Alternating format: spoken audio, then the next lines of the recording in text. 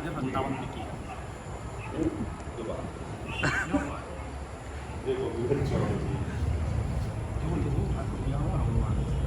ये वही कालियानाग हैं जिनका मानवर्धन ठाकुर जी ने कालीधर वृंदावन में किया।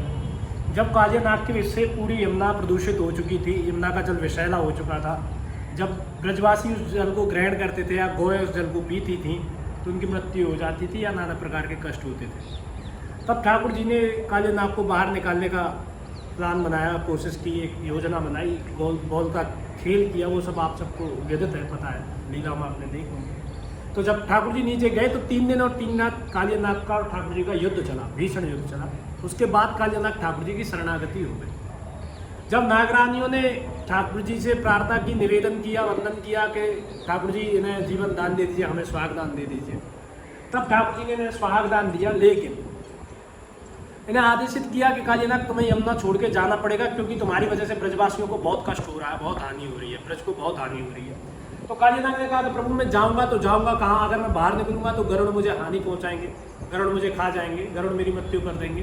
क्योंकि ये क्षेत्र जिस जगह मैं अभी हूँ यमुना में, ये सौरभ ऋषि का क्षेत्र है, यहाँ गरुड़ आ नहीं सकते, उनके द्वारा श्रापित है गरुड़। सौरभ ऋषि वृंदावन के पास आप जाएंगे, रामताल में समान स्थित है, तब उन्होंने श्राप दिया था।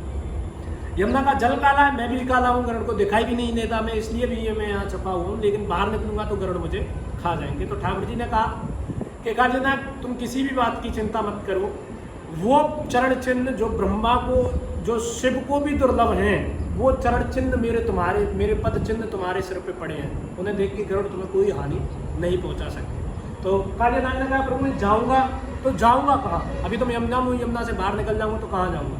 तो ठाकुर जी ने कहा कि रमन द्वीप जाइए, जिसको आज हम फिजी कहते हैं, on the globe and time Fiji.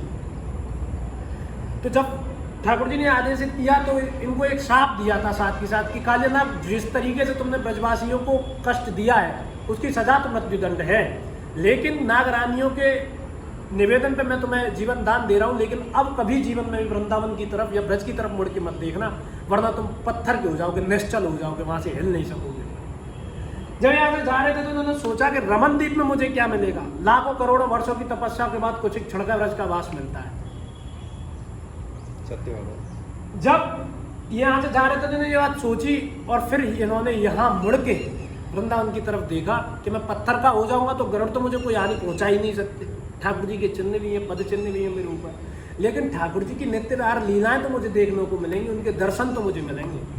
ये वही कालियानाग जिनकी कुंडली में काल सर्प दोष होता है या राहु केतु की वक्र दशाएं होती हैं, उसके लिए विशेष स्थान है। बोलिए कालियामर्दन भगवान की जय, कालियानाग महाराज की जय।